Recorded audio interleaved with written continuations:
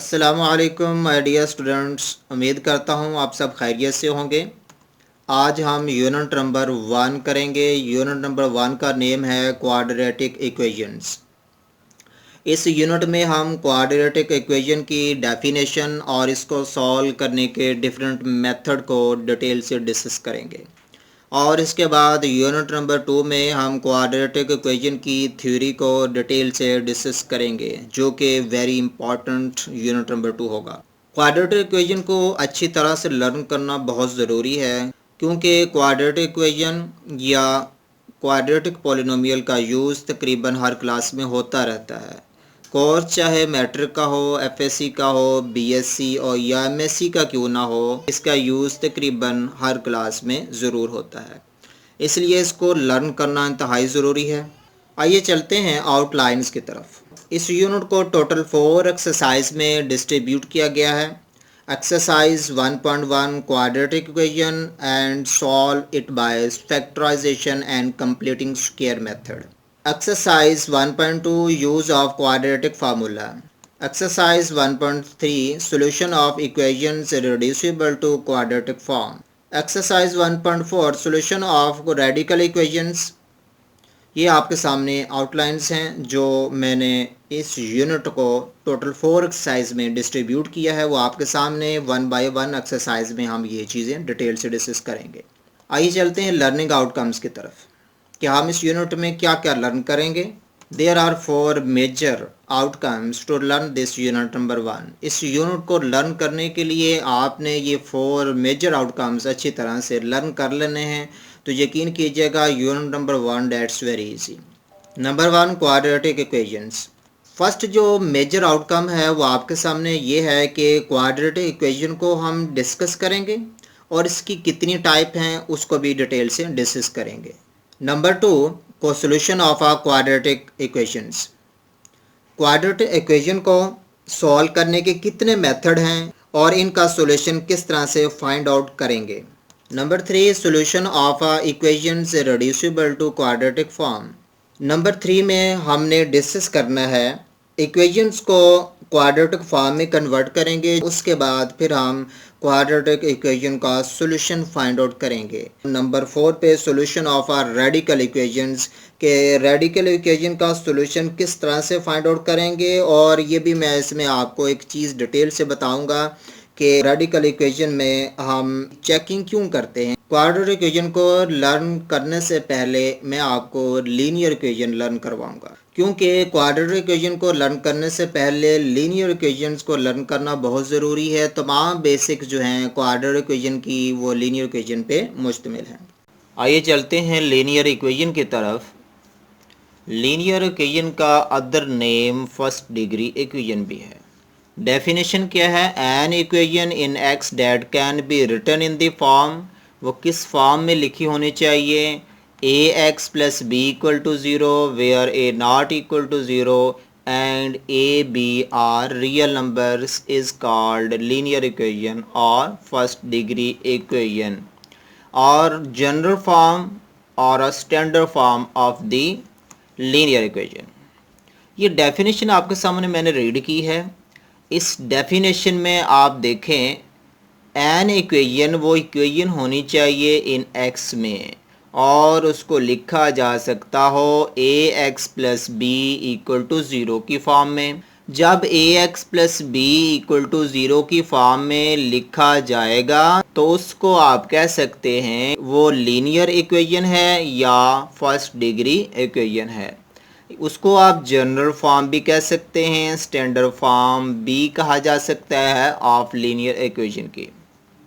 अब इस पे 2 कंडीशन हैं। फर्स्ट कंडीशन क्या है कि एक्स का जो कोफिशिएंट ए है वो कभी भी ज़ीरो नहीं हो सकता, और जो ए और बी 2 कांस्टेंट यूज़ हो रहे हैं वो कांस्टेंट कौन से हैं? वो कांस्टेंट रियल नंबर होने चाहिए।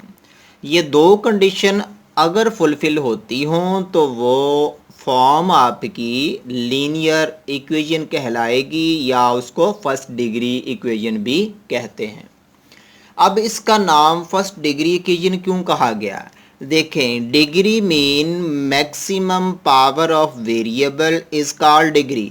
ये डिग्री की डेफिनेशन है कि मैक्सिमम पावर ऑफ वेरिएबल जो है वो आपकी डिग्री कहलाएगी।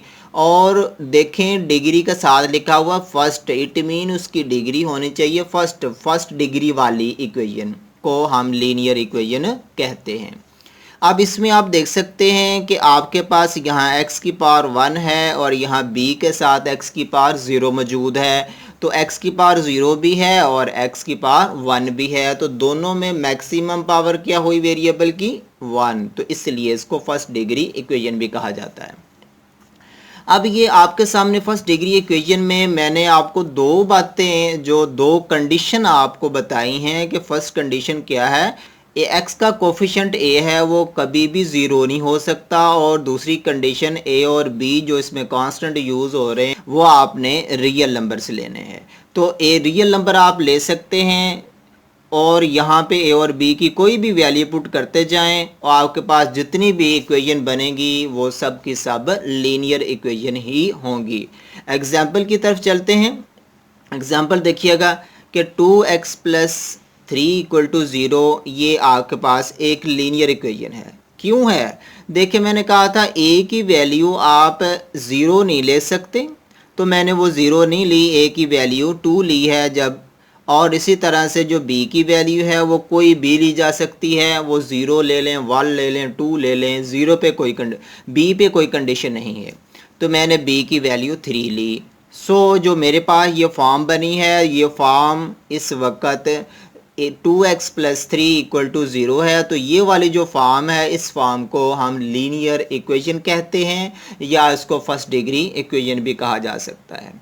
हम इसको जनरल फॉर्म भी कह सकते हैं, स्टैंडर्ड फॉर्म भी कह सकते हैं लीनियर इक्वेशन की।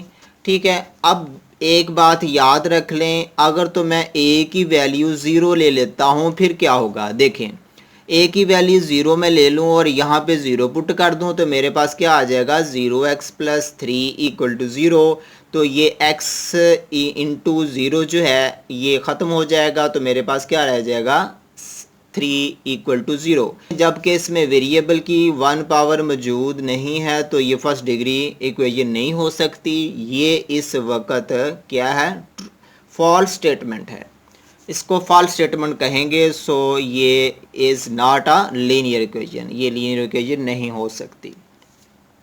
आइए चलते हैं क्वाड्रेटिक इक्वेशन की तरफ। क्वाड्रेटिक इक्वेशन का other name second degree equation है। तो डेफिनेशन रीड करते हैं, an equation in x that can be written in the form, वो फॉर्म कैसी होनी चाहिए, ए x square plus b x plus c equal to 0, where इस पे कंडीशन क्या है, a not equal to 0, a b and c are real numbers is called quadratic equation और a second degree equation. ये आपके सामने मैंने डेफिनेशन रीड की और उस डेफिनेशन पे आप देखें, मैं इसको एक्सप्लेन करता हूँ कंडीशन क्या है इस पे, कि आपके पास इक्वेशन जो है वो x में होनी चाहिए और उसको लिखा जा सकता हो इस फॉर्म में। कौन सी फॉर्म है वो, a x square plus b x plus c equal to 0, इस फॉर्म में लिख सकते हो, लेकिन कंडीशन दो ही हैं, जैसा कि लीनियर इक्वेशन में मैंने दो एक्सप्लेन की थी, इसी तरह क्वाड्रेटिक इक्वेशन में भी दो ही कंडीशन हैं। फर्स्ट कंडीशन देखिएगा कि एक्स स्क्वायर का कोफिशिएंट a है वो कभी भी 0 नहीं ले सकते।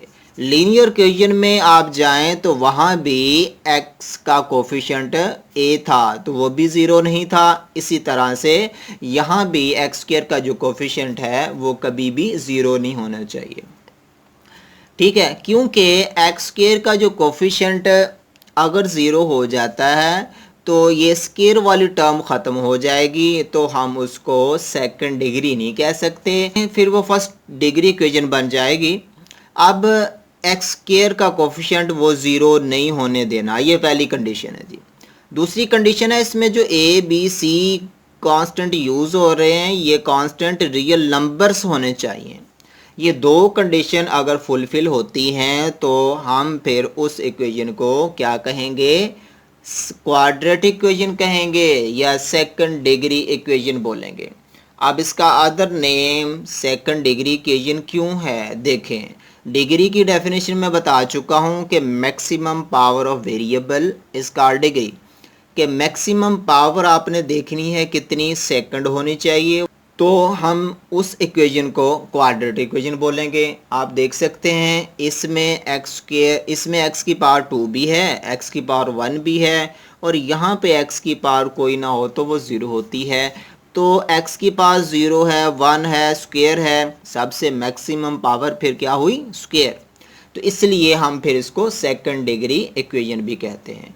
एक्स स्क्वायर का कोफिशिएंट जो है ना ए, ये कभी भी ज़ीरो नहीं होने देना, क्योंकि अगर ये ज़ीरो हो जाएगा तो ये स्क्वायर वाली टर्म ख़त्म हो जाएगी। तो फिर आपके पास क्या बच जाएगा? बी एक्स प्लस सी, जिसमें b x plus c equal to zero हो तो वो वाली टर्म आपकी फिर क्या होगी? लीनियर इक्वेशन बन जाएगी, जिसको हम फर्स्ट डिग्री इक्वेशन कहते हैं। एक नोट याद रखिएगा, a x square plus b x plus c equal to 0, ये जो आपके पास क्वाड्रेटिक इक्वेशन है इसको हम जनरल फॉर्म भी कहते हैं या standard form of quadratic equation भी कहा जा सकता है। एग्जाम्पल की तरफ चलते हैं। एग्जाम्पल देखिएगा कि ये आपके सामने क्वाड्रेटिक इक्वेशन है, इसमें मैं a की वैल्यू 6 ले लेता हूँ, b की वैल्यू -5 ले लेता हूँ और c की वैल्यू 4 ले लेता हूँ।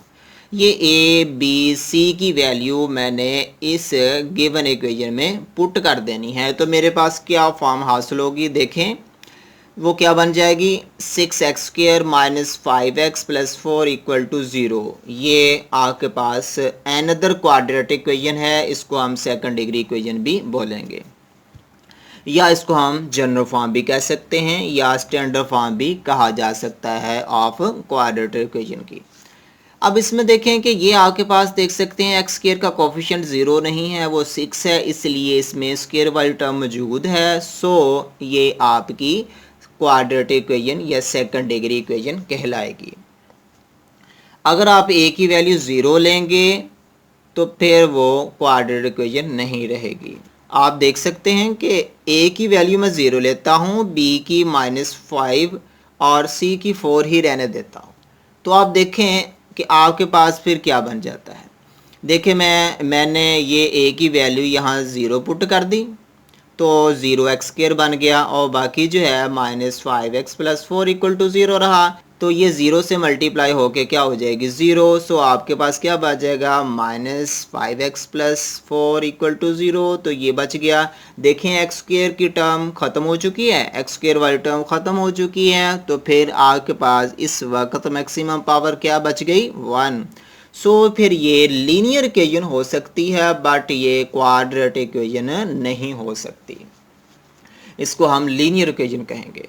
बस आपने याद रखना है कि एक्स स्क्वायर का जो कोफिशिएंट है वो कभी 0 नहीं लेना, वरना वो क्वाड्रेटिक इक्वेशन नहीं रहेगी, वो लीनियर इक्वेशन बन जाएगी।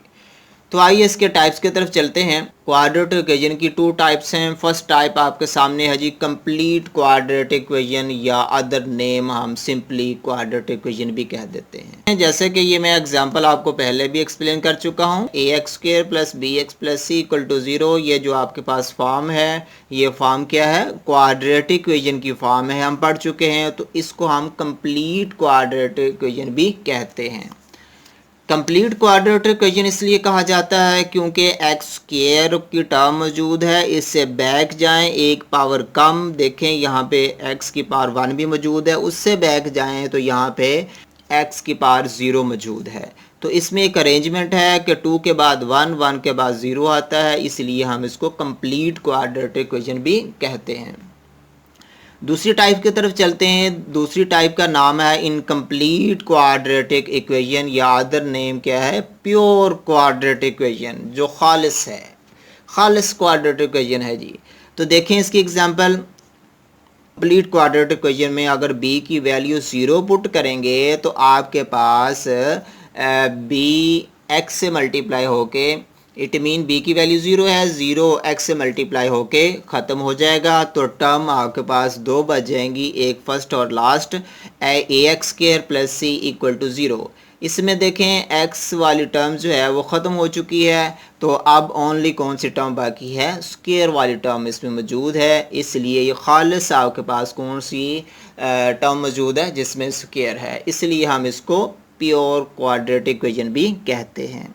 ऑर्डर ने मैंने क्या बताया, इनकम्प्लीट क्वाड्रेटिक इक्वेशन है। इनकम्प्लीट इसलिए है क्योंकि एक टर्म आपके पास क्या हो गई है, ख़त्म हो गई है, इसलिए इसको इनकम्प्लीट क्वाड्रेटिक इक्वेशन भी कहते हैं। नोट याद रख लें कि इसमें आपको पता है ए और जो सी है उसी तरह से ये क्या है, रियल नंबर्स हैं, और जो सी है ये क्या है, कांस्टेंट टर्म्स है। जिसके साथ x नहीं होता आपको पता है उसके साथ x की पावर क्या होती है, ज़ीरो। जिसके साथ x की पावर ज़ीरो हो उसको हम क्या कहते हैं, कांस्टेंट टर्म। तो c इसमें फिर क्या है, कांस्टेंट टर्म है। इसके बाद हम एक्सरसाइज स्टार्ट करेंगे जी। अगले नेक्स्ट लेक्चर में हम इंशाल्लाह क्वाड्रेटिक इक्वेशन को सॉल्व करेंगे और इसको सॉल्व करने के जो मेथड हैं वो हम डिटेल से डिस्कस करेंगे इंशाल्लाह। तब तक के लिए इजाज़त चाहता हूँ। अल्लाह हाफिज़, टेक केयर।